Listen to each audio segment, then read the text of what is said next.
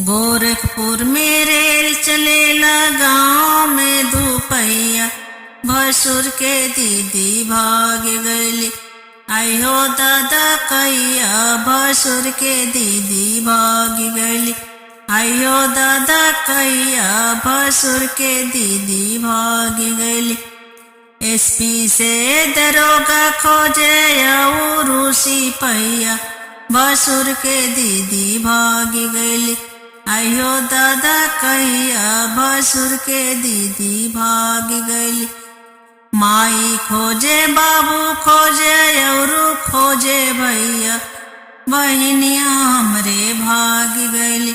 आयो दादा कैया बहनिया हमरे भाग गईली। माई रोवे बाबू रोवे और रोवे भैया, बहनिया हमरे भाग गईली। आयो दादा कैया बहनिया हमरे भाग गईली।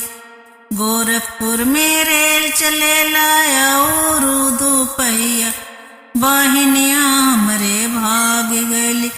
आयो दादा कैया भसुर के दीदी भाग गईली। आयो दादा कैया भसुर के दीदी भाग गईली।